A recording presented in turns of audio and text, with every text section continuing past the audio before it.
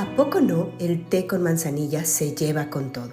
Te invito a uno en este espacio seguro, donde platicaremos del infierno que se vive alrededor de los trastornos de la conducta alimentaria, de las dietas restrictivas, de la imagen corporal y, por supuesto, de cómo caminar hacia la recuperación y reconexión total de nuestro cuerpo, mente y alma. Soy Carla Manzanilla, sobreviviente de varios TCA, y actualmente acompaño en el camino a la recuperación de los trastornos de la conducta alimentaria. Antes de comenzar, quiero recordarte que nada de lo que se diga en este espacio sustituye un tratamiento médico profesional. Y lo más importante, si algún episodio no es seguro para ti, evita escucharlo. Recuerda que lo más importante es tu bienestar emocional, mental, espiritual y físico.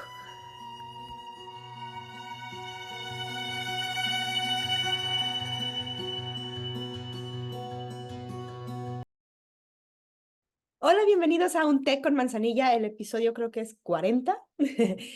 No los cuento. Siempre tengo que regresar atrás, se me olvida. Pero bueno, si es el 40, bienvenidos. Estoy muy contenta nuevamente de estar aquí. Sé que todos los días que hago el episodio estoy contenta, pero la verdad es que dedico bastante tiempo de un día al menos en ver qué tema voy a hablar, en tratar de poner los datos correctos y sobre todo en conectarme conmigo. Y con las personas que me puedan oír para darles algo que realmente les pueda servir, les pueda ayudar y a lo mejor ustedes no les ayuda, pero si lo comparten, hay otra persona que le puede ayudar. Muchas gracias por escucharme nuevamente. Espero que estén bien. No puedo creer que ya se vaya a acabar mayo o ya se acabó. Em, y viendo en retrospectiva, la verdad es que hay muchas cosas que en mi vida o en este año 2024 no han salido como yo esperaba. Eh, Mis planes han cambiado, se han movido, he atravesado muchas emociones y la verdad es que no sé si te identificas o no, pero las personas que tenemos un trastorno de la conducta alimentaria es muy común que suframos conductas como de mucha rigidez sobre las rutinas y un gran apego hacia planes que ya hayamos hecho. No tenemos mucha flexibilidad o a veces somos súper inflexibles y, y eso nos lleva en muchas ocasiones a ser muy duros, inflexibles con los demás y con nosotros mismos, por supuesto. Y en algunas ocasiones incluso seguramente has recibido aplausos y te has sido premiada con algunas frases como, qué gran fuerza de voluntad tienes, ¿no?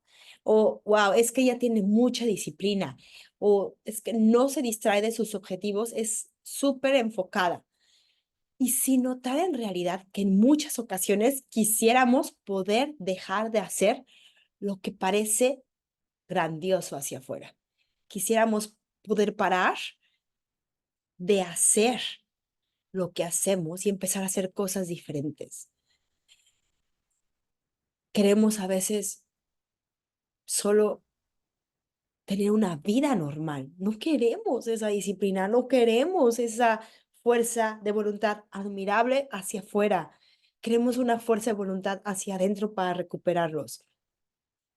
Y esos pensamientos de controlar absolutamente todo invaden nuestros días, nuestros meses, nuestros años. Se convierten en una personalidad, en nuestra identidad de cierta manera. Y de eso quiero hablar en este episodio, de cómo los comportamientos obsesivos compulsivos son parte de un trastorno de la conducta alimentaria. Empecemos por el principio. Vamos a hablar de los comportamientos, entonces, obsesivos compulsivos que se desarrollan o se aumentan a partir de un trastorno de la conducta alimentaria. No vamos a hablar de los trastornos obsesivos compulsivos diagnosticados previo al TCA o que tienen una comorbilidad con ellos. Es decir, si antes de presentar el TCA que tienes actualmente no tenías rituales rígidos, no había inflexibilidad, no había tantas ideas catastróficas o estas se te intensificaron cuando el TCA apareció, entonces estamos hablando de comportamientos obsesivos compulsivos generados por el propio TCA. Dicho lo anterior, a lo mejor te va a servir este ejemplo. Cuando yo era niña, no recuerdo en realidad estar pendiente de muchos detalles.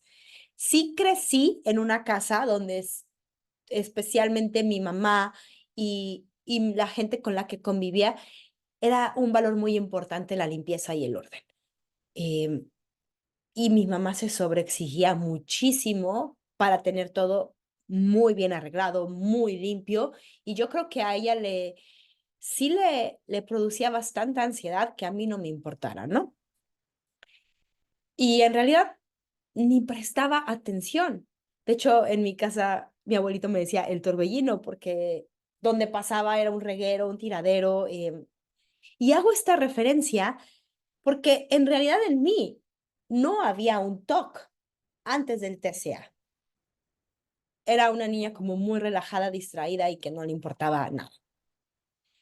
Y haciendo memoria hacia mi pubertad, sin todavía desarrollar un TCA, pero sí con una hipervigilancia de mi cuerpo ya desarrollada, comencé a tener un poco de ansiedad alrededor del cambio de planes. Algunos rituales que me gustaba hacer, no alrededor de la comida, pero que de cierta manera me daban seguridad. A lo mejor me gustaba siempre bañarme a la misma hora, o me gustaba siempre sentarme a cenar en el sillón viendo la televisión, como pequeños rituales que en ese momento no decían nada. Pero no fue hasta que desarrollé anorexia que se despertó en mí una ansiedad inmensa ante cualquier cambio. Rituales en torno a la comida, al movimiento, también muchos comportamientos fuera del alcance de la comida y el cuerpo. No todo giraba ahí, pero sí muchos rituales cuando me sentaba a comer. Por ejemplo, siempre tenía que comer a la misma hora todos los días. Em, no podía mover el horario. Si se movía unos minutos, me empezaba a causar mucha ansiedad. Y de hecho, muy chistoso, veía el horario y si tenía que ser a las 3, eran 2:58, no me podía parar hasta que fueran a las 3 e ir a sentarme a comer. Y de igual manera, si eran 3:05, era una ansiedad enorme porque ya se me había pasado la hora de la comida. También un día me acuerdo perfecto que se me ocurrió caminar a la preparatoria. La preparatoria a lo mejor estaba unos 30 minutos de mi casa y desde ese día, desde el primer día que lo hice, ese día fue una opción, fue algo aventurero. Después, no se volvió una opción. Lo tenía que hacer. Y si en caso de que por alguna razón se me hiciera tarde, entonces tenía que caminar de regreso a mi casa o salir a la tienda con algún pretexto o inventarme cualquier cosa para caminar la misma cantidad de minutos que lo hacía todos los días. Si no, realmente era el acabose en mi mundo. O sea, era imposible, por supuesto, que me tratara bien, no podía dormir, me daba mucha ansiedad y al otro día me despertaba con la única idea en mi cabeza: salir a caminar lo antes posible y nunca, nunca más cometer el mismo error de estar tarde para no hacerlo. Para mí el cambio de planes sigue siendo un reto. En la actualidad, hoy en día ya no me desborda como lo era antes, pero tengo que aceptar que sigo trabajando en ellos. Eh, Estoy tratando de ser cada vez más flexible en las cosas. Estoy tratando cada vez de visualizar más estos comportamientos que no siempre son alrededor de la comida, como lo decía. Sobre todo en mi caso, están muy orientados hacia el tiempo, hacia cómo quiero las cosas y de esa manera deben de estar, hacia las expectativas que tengo hacia los demás. Em, ya no tengo en realidad tantos rituales como los tenía antes, pero creo que mi parte que todavía tengo que trabajar bastante es en esa flexibilidad hacia los planes. Pero cuando tenía anorexia, a diferencia de ahora, era una ansiedad enorme si algún plan se cambiaba en un momento. O sea, si un inesperado plan cambiaba y eso no es nada más un plan grande. Ejemplo, si yo tenía plan de salir a mi casa a una hora, llegar a un lugar a otra hora para hacer algo, por supuesto, y luego, después de hacer esa cosa, iba a hacer otra cosa, suponiendo que tenía 3 actividades juntitas. Si por alguna razón yo llegaba tarde 5 minutos a la primera, a la primera actividad, era un desborde total. Todo el día, no era un desborde hacia afuera, era un desborde hacia adentro. No es que me la pasara gritando, es que por dentro la ansiedad, el estrés, emociones de enojo conmigo, de realmente juzgarme constantemente por haber llegado 5 minutos tarde, iban a aparecer o iban a estar durante todo mi día. Y todo mi día iba a ser un desastre por esos 5 minutos. Si quieres alrededor de la comida, te puedo dar ejemplos. Duré años cenando lo mismo. Y solo lo cambiaba, no sé, tal vez lo cambié 3 veces, te voy a decir lo que comía. Cereal en la noche, años. A veces comía una torta de queso, porque era la única comida que tenía en el día. em, y tenía que ser en la noche, era lo chistoso. Entonces, en la noche comía una torta de queso con aguacate. Y si mi esposo me está oyendo, él sabe que, o sea, llegaba esa torta de aguacate, nada podía cambiar el momento que yo cenaba esa torta de aguacate por años. Eh, Otras veces duré años cenando chongo zamorano, si alguien lo conoce. Era la única cosa dulce que me permitía eh, y duré años haciéndolo. Son, creo que las 3 cenas que fueron cambiando durante tiempo cuando cenaba. Entonces, realmente, y no era que, oh, bueno, no hay chongos, entonces sueno cereal. No, no, no. Era o chongos por 5 años y luego decía, bueno, ya voy a cenar cereal por otros 5 años y luego decía, oh, una torta por otros 5 años. Y por supuesto, cuando alguien me invitaba a cenar otra cosa o no cenaba nada, o terminaba purgándome lo que había cenado. ¿Por qué? Porque no podía.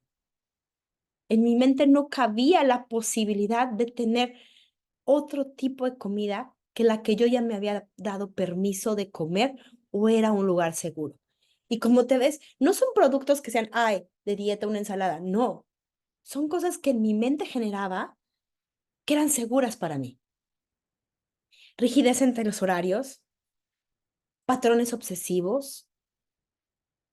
Y la verdad es que hoy en día, viendo hacia atrás, no sé cómo le haría. Hoy que mis hijos ya son adolescentes.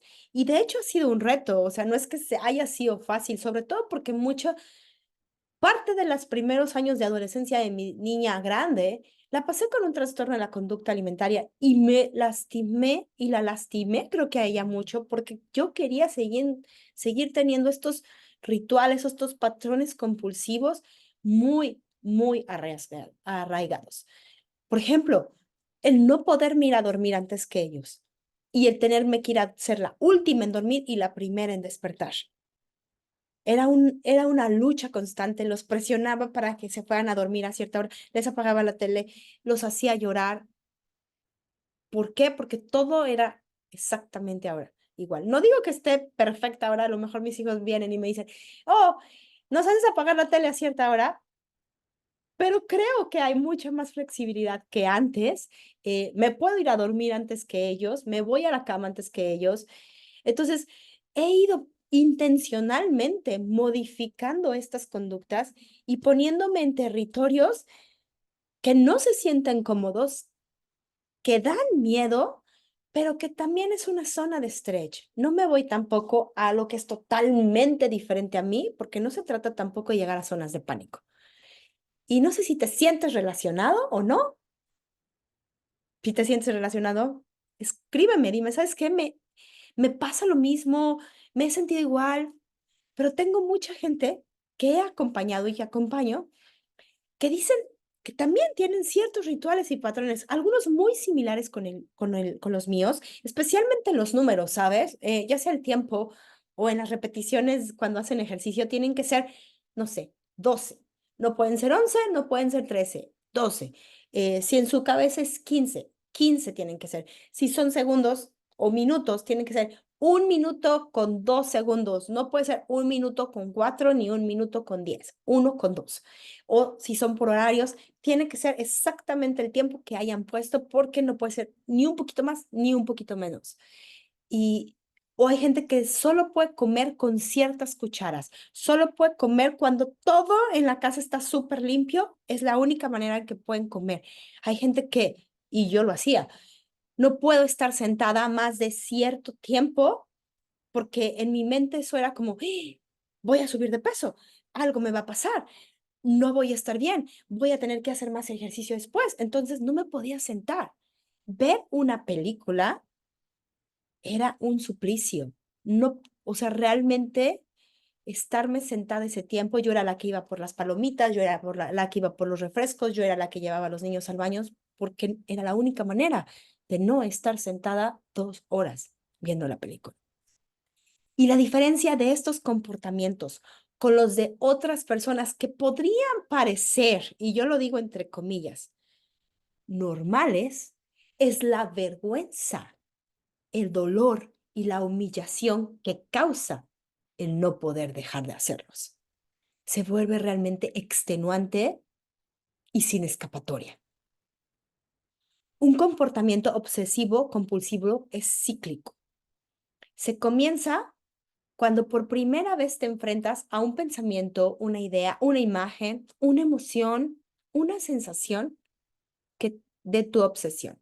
En el caso de los trastornos de la conducta alimentaria, puede ser la primera vez que significaste a los carbohidratos como malos o cuando significaste que solo hay un tipo de cuerpo adecuado, o pueden ser ideas que no estén precisamente relacionadas con el cuerpo, como el perfeccionismo, como siempre ser la número uno en tu escuela, en tu clase, como no querer no querer ir a reuniones sociales por el miedo a que te vean comer, eh, cuando empiezas a generar muchos miedos sobre tu futuro, no siempre es alrededor de la comida.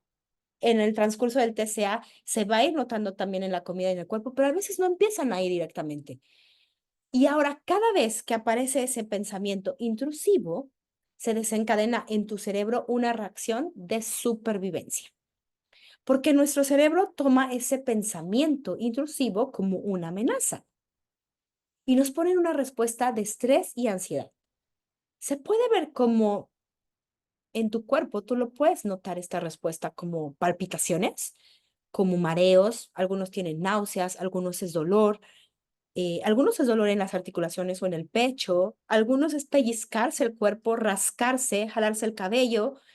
Y estas son respuestas fisiológicas a esta respuesta instintiva del ser humano al peligro, y se puede dar en 3 diferentes maneras: pelea, huida o congelamiento. Es decir, estas respuestas yo no las controlo, yo no decido qué me va a dar ansiedad y qué no.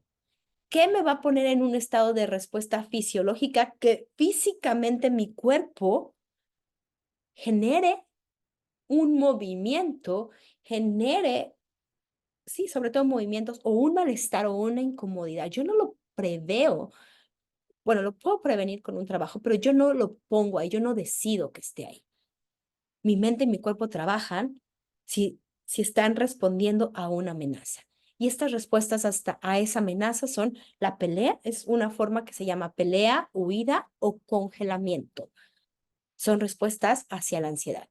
Un ejemplo de de una respuesta como de pelea, fight en inglés, em, que se da o que lo puedes percibir, es cuando tú percibes que el peligro se avecina y requieres de violencia para ahuyentarlo. Ejemplo, cuando los papás que enfrentan al adolescente que tienen un trastorno de la conducta alimentaria, cuestionándolo a lo mejor de por qué estás haciendo eso, desde cuándo estás haciendo esos comportamientos, y viene desde un lugar como también del miedo de los papás. Entonces el cerebro del joven reacciona, segrega adrenalina y responde de una manera agresiva, azotando las puertas, gritando, tirando la comida. Y físicamente también su corazón late más rápido, su temperatura corporal aumenta. Esta es una respuesta de pelea hasta a ese miedo generado por una obsesión y por una compulsión en este ciclo.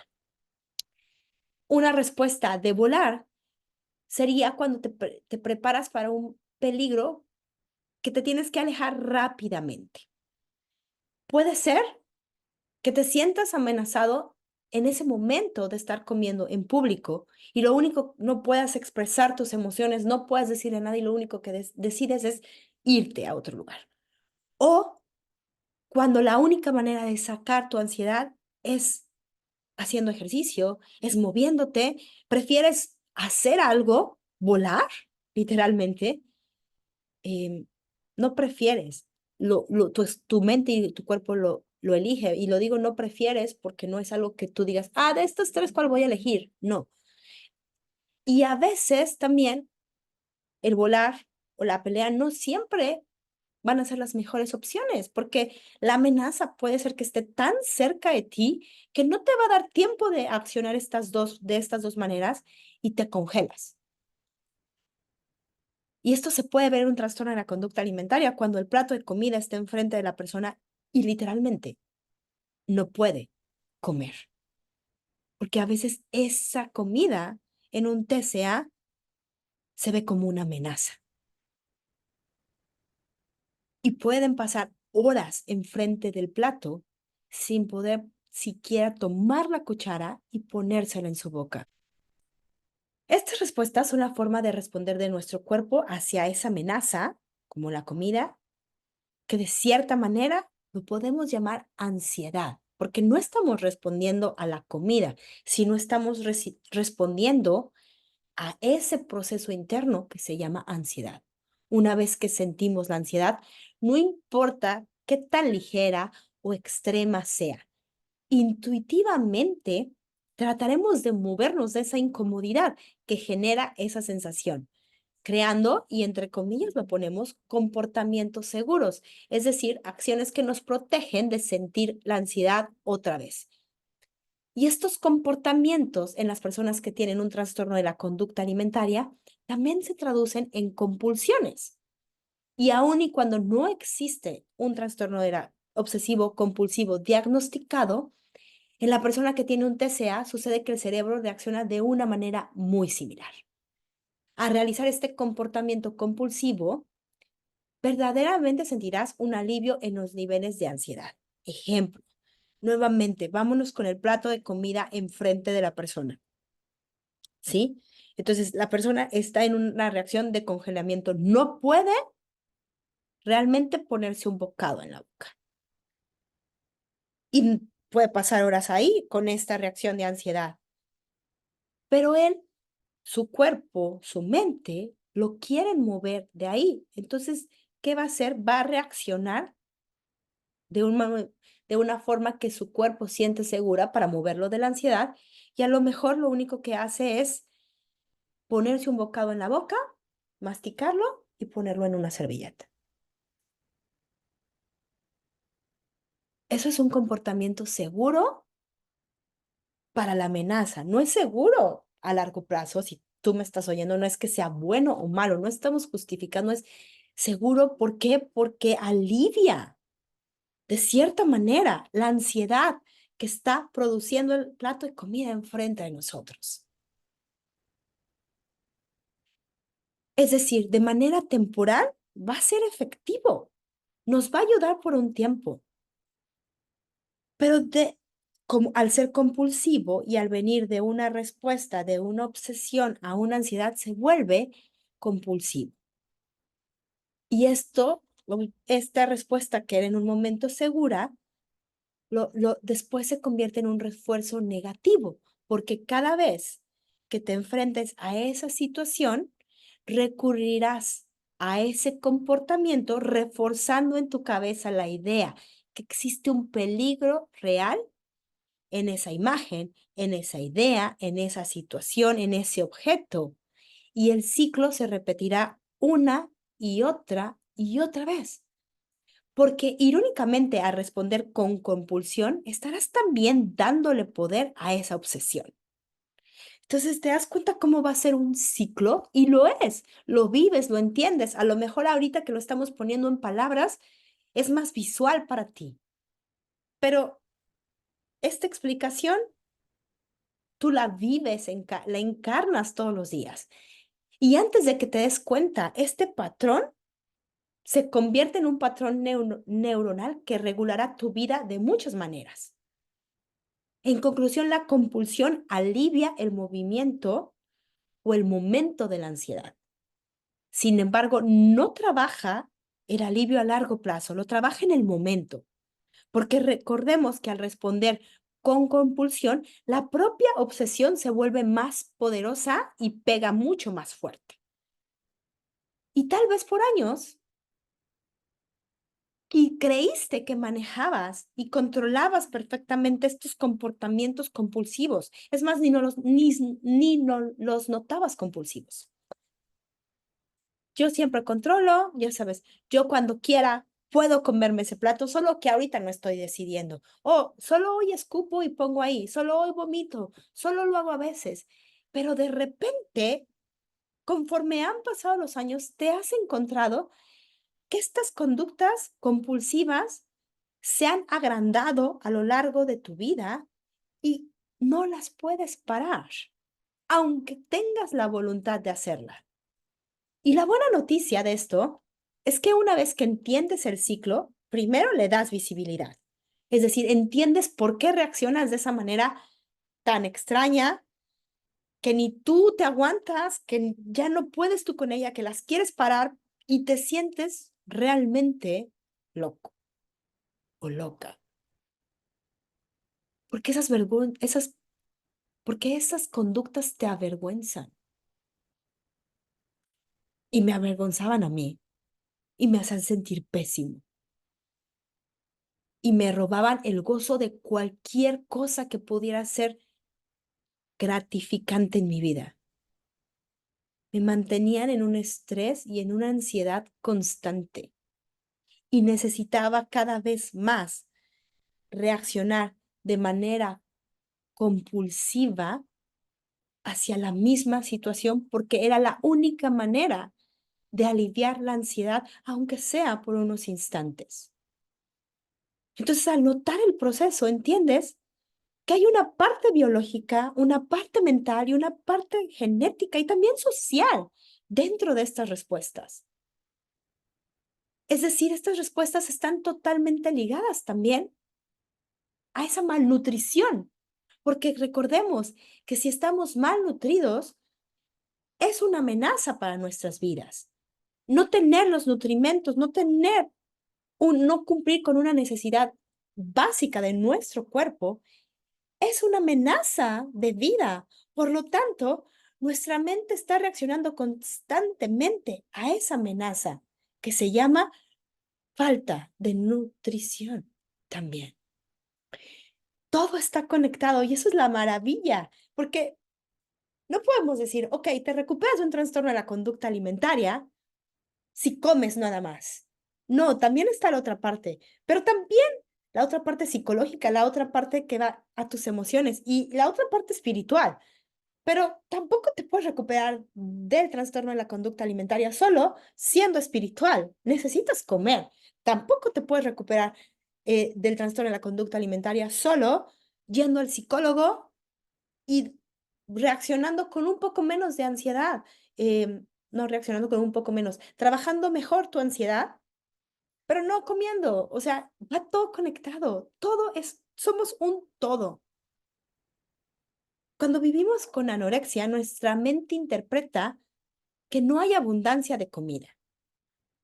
Es porque algo no está bien. Entonces, en el entorno, tal vez no está bien en nuestra sociedad, en nuestra comunidad. Y entonces, lo que percibe nuestra mente es, wow, estamos en peligro, necesitamos migrar. Y sucede la respuesta de migración que está biológicamente conectada con nuestros ancestros y que la malinterpreta como la comida como un peligro del que tiene que alejarse en ese momento para llegar a otro lugar donde todo esté como más tranquilo, más seguro, más sano para preservar la vida. Y en general partiendo de que la idea de que todos los trastornos de la conducta comienzan con patrones restrictivos, todos. Estos comportamientos obsesivos compulsivos se desatan entonces en casi todas las personas que tienen un trastorno de la conducta alimentaria. Anorexia, bulimia, comer compulsivo. Todos y en la mayoría de los casos, yo todavía no encuentro una persona que no haya desarrollado no quiero decir un trastorno, pero sí comportamientos obsesivos compulsivos alrededor. Yo no conozco a una todavía. Y la respuesta genética, biológica y mental de la compulsión son tan avasalladoras que si no la haces, realmente sientes que te vas a morir. Quieres literalmente desaparecer a cualquier persona que se te interponga en tu camino. Si alguien trata de detener esta respuesta biológica, natural, fisiológica, lo que va a generar en ti es mucho mayor, mucha más ansiedad. Y ahora el objeto de respuesta hacia esa ansiedad no va a ser solo la comida, tu cuerpo va a ser eso que te esté interponiendo entre esa compulsión que quiere aliviar la ansiedad. El miedo que te genera dejar esa conducta nuevamente te conduce a volver a realizarla. Porque viene esta pregunta, ¿y si no vomito hoy? ¿Qué me va a pasar mañana? ¿Y si hoy como? ¿Qué va a ser mañana? ¿Y si hoy dejo de hacer ejercicio? ¿Qué me va a pasar? Y sí, y sí, y sí. Y a lo mejor te preguntas, ok, ahí estoy. ¿Y qué hago para parar? Porque quiero y no entiendo. Y te voy a dar 10 cosas que te las voy a dar fáciles, que son simples, pero que son difíciles de hacer. No son sencillas, son simples. Si puedes anotarlas, yo voy a poner siempre, pongo post, lo vas a tener en el post. eh, hazlas con mucha compasión. Recuerda que a veces no podemos actuar las 10 juntas, ni si digo una primero y otra al último es más importante. Lo que se adapte a ti y lo que se adapte a tu situación, comienza a hacerlo. La número 1, comienza ya tu proceso de recuperación de un trastorno de la conducta alimentaria. Porque acuérdate que el comportamiento obsesivo compulsivo está ligado al TCA y se refuerzan mutuamente. No podemos parar una cosa y dejar que la otra coexista libremente. Necesitamos trabajar las dos. Y al trabajar las dos se van a ir disminuyendo cada vez. Y en algún momento, la obsesión no va a ser necesaria, va a desaparecer, va a aligerarse. Va a haber cosas que todavía, como yo lo decía en un principio, van a estar ahí dentro de mí, porque han sido 25 años haciendo estos procesos. No puedo esperar que en 2 años, ¡fum!, ya, desaparezca. No, y a lo mejor van a estar en mi vida durante mucho tiempo. Lo acepto, lo abrazo y continúo trabajando. Visualiza tus comportamientos compulsivos. ¿Y cuál es esa amenaza que los libera? Si puedes hacer una lista de los que ya notas, porque a veces no los notamos, a veces pensamos que son cosas que todo el mundo hace, a veces pensamos que es normal, está bien. No, los que ya notas, fíjate que noto que no puedo comer si no es con esta cuchara o con este tenedor. Fíjate que tengo un plato especial y si alguien agarra ese plato, wow, me enloquezco. Fíjate que tengo mi comida en el refri y nadie se la puede comer. Si alguien se la come, me enfuria. Visualiza cuáles son, haz una lista. ¿Cuál es la amenaza que nos libera? Realmente ve, ¿qué pasa si alguien se come esa comida? ¿Por qué me da tanto enojo? Oh, porque si se la come, no voy a poder comer nada, porque nada de lo que está en el refri lo tengo según mis reglas permitido. Porque toda la otra comida es peligrosa porque tiene muchos carbohidratos, porque tiene muchas grasas, porque tiene muchas calorías, o porque no sé quién lo preparó y no sé qué le puso, entonces es lo único que puedo comer, porque me pasé horas preparándolo para hoy. No sé, investiga qué hay detrás de esa ansiedad en ese comportamiento compulsivo.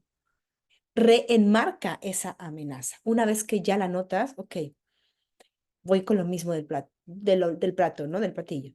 Ok, me da mucho miedo no comer eso que comí, que eso que preparé, porque porque yo controlé todos los ingredientes que había ahí y sé perfectamente cuánto le puse de cada cantidad y es lo único que se siente seguro. Remarcar esa amenaza es, ok, realmente es una amenaza que yo coma otra cosa que no sea eso. ¿Realmente me puede pasar algo terrible? No es solo lo que sientes, sino vamos un poco como a este juego de mente, conciencia. Ok, si yo no tengo ese platillo y me como una fruta, me como un yogur, me como la comida que hizo mi mamá, tal vez me dé mucho miedo, pero no me va a matar, no me va a hacer daño físicamente. A lo mejor vamos, bueno, pero sí me va a engordar. Nuevamente, realmente una manzana va a cambiar tu peso en un día. ¿Realmente tiene tanto impacto? Y a lo mejor te suena como, wow, te dije, son simples, pero cuando lo ves desde esta perspectiva y te haces las preguntas correctas, la respuesta te puede ayudar a moverte de esa reacción compulsiva. Una vez dimensionando esa amenaza y una vez que ya dijiste, ok, sí entiendo que ese plátano que me voy a comer en lugar de la comida que hice, no me mata, pero sí me da mucho miedo comerlo. Entonces, transitas el miedo con todas tus emociones ahí, con todo lo que vas a sentir, lo transitas y te comes el plátano. Porque yo siempre que tengo miedo, me digo, porque ¿qué hay detrás? ¿Qué hay después del miedo? ¿Qué hay después de ese miedo? No sé, te lo dejo ahí, contéstalo. ¿Qué hay detrás del miedo de comerme ese plátano? Esta idea número 5 no es opcional y la tienes que hacer sí o sí, si ya estás en tu proceso de recuperación, si vas a empezar en tu recuperación, no es como, puedes o no es sí. Desobedece siempre la voz del trastorno de la conducta alimentaria y del comportamiento obsesivo compulsivo que te ayuda a sostener tu trastorno de la conducta alimentaria. Recuerda, si haces los comportamientos compulsivos, solo te aliviarán en ese momento y no funcionan a largo plazo. Te atrapan y te mantienen en este ciclo durante años y este ciclo se van aumentando compulsiones al ciclo. Y entre más tiempo tienes con un trastorno de la conducta alimentaria, más compulsiones tienes. Y más difícil y toma más tiempo dejarlas atrás. Desobedécela lo que cueste. Transitamos por el miedo. Número 6, crea una lista de las posibilidades por hacer antes de que te encuentres en este momento de ansiedad. Ok, ahorita que no estoy en este momento, ya hice mi comida, ¿qué pasaría si se la comen? ¿Cuáles son mis otras opciones? Haz un plan, juega desde antes con eso, para que si pasa, no solo no puedas reaccionar, porque te vas a encontrar tal vez en esta respuesta biológica de pelear, de volar, de congelarte, no podemos ir a la parte consciente, pero si tenemos la lista, voy a la lista y digo, oh sí, me acuerdo que antes trabajé y dije que esta es la comida segura que quiero comer, ¿sí? Bueno, al final es segura, pero también hay otras comidas seguras. Aquí las voy a poner. Y lo pensé antes, ¿no? O, ¿sabes qué? Para que no me pase eso, voy a comer lo que está en el refri, al menos una vez al día sin prepararme yo un alimento. O voy a estar muy estresada, voy a tener mucho miedo, voy a tener mucha ansiedad cuando lo haga. Entonces, cuando lo haga, me voy a distraer. A lo mejor me voy a poner música, a lo mejor voy a ponerme a leer, a lo mejor le voy a pedir a mi mamá que se siente conmigo o a mi esposo para que me ayude a pasar este momento y no estar solo pensando en lo que puede pasar después. Entonces, te invito a que hagas esta lista antes y que la tengas a la mano y que la uses cuando estos momentos de ansiedad te peguen tan fuerte. Busca una red de apoyo. Una red de apoyo es básica. Si no puedes pagar, si no tienes el acceso a un coach, a un psicólogo, a un nutrólogo, busca en tu familia, busca amigos que te acompañen en este proceso. De esta manera no estarás sola, porque realmente recuperarte de un trastorno de la conducta alimentaria es lo más difícil que vas a hacer en tu vida, porque es enfrentarte al miedo de cara a cara y es pasar por él. Tener una red de apoyo es una forma de contenerte cuando sientes que ya no puedes más. Una vez que enfrentas ese miedo que te consume, aprendes en realidad que ese miedo en realidad no te come. Sí se siente bien feo, se siente horrible, se siente que te vas a morir, se siente que ya no puedes, pero pasa, no te quedas siempre ahí. Y una vez que pasas por primera vez ese gran miedo, te das cuenta del gran potencial que tienes ahí adentro para pasar otro miedo. Y no se vuelve fácil, pero por primera vez en tu vida te diste una evidencia que puedes superar ese miedo. Busca ambientes y comunidad que te apoyen e inspiren tu recuperación. Este es junto con tu grupo de apoyo y voy específicamente a decir redes sociales. Busca redes sociales que apoyen este proceso, porque si estás viendo este podcast, oyéndolo, pero luego vas a tu Instagram, vas a tu TikTok y ves modelos, ves la nueva dieta, ves cómo desintoxicar tu cuerpo, cómo ver más restricciones, bla, bla, bla. Lo único es que estás jugando dos juegos y estás teniendo dos discursos totalmente distintos. Y aquí, la única que va a estar en esta lucha constante eres tú. Busca una comunidad que apoye tu recuperación. Yo siempre digo, y a lo mejor suena súper fuerte, no juegues a recuperarte si realmente te quieres recuperar. Recupérate. Y eso implica lo que cueste hacer que la recuperación funcione. 9, nutre tu cuerpo con comida física y con comida espiritual también.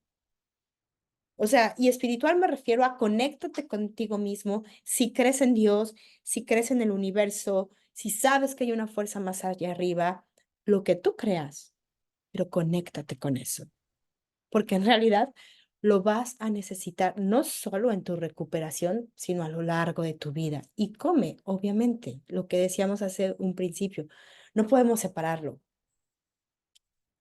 Y el último, te aseguro que si tienes un TCA, tienes todo adentro de ti para recuperarte. Yo no lo creía cuando me lo dijeron, pero sí es cierto. Una vez, como te decía, cuando enfrentas ese miedo y te pones cara a cara a él y le dices, vete de aquí, y lo insultas y lo pateas y lo aplastas, una vez que descubres que tú tienes esa fuerza dentro de ti que nadie, nadie lo hizo por ti, solo tú, descubres todas las mentiras. que te has estado diciendo durante años y todas las mentiras que el trastorno de la conducta alimentaria ha puesto en tu mente, que no eres suficiente, que no eres capaz y que no puedes vivir sin él. Puedes vivir sin él por toda tu vida, no lo necesitas y todo está dentro de ti. Recuerda, recuperarse es posible. Es simple, pero no es fácil. Requiere de mucho trabajo intencional. Nadie te va a recuperar. Tú te vas a recuperar a ti misma, porque ahí estás tú y ahí estás habitándote tú. Espero que estas ideas te hayan servido un montón, que realmente te den guía. Déjame tus comentarios, comparte el episodio, por favor. Si necesitas ayuda en tu proceso de recuperación, mándame un mensaje. Vamos a trabajar juntas, vamos a encontrar las opciones mejores para ti. Y si te interesa ser parte del grupo de apoyo gratuito que vamos a empezar muy pronto, mándame también un mensaje, escríbeme, ya sea aquí bueno, no es Instagram, en Spotify, en YouTube, en donde lo estés oyendo, o directamente en mi correo. Siempre está mi correo abajo en la descripción. Mándame un correo. Te mando un abrazo muy, muy grande. Gracias por escucharme nuevamente. No te olvides, por favor, de poner estrellitas al episodio. Gracias. Que tengas un día muy bonito. Bye.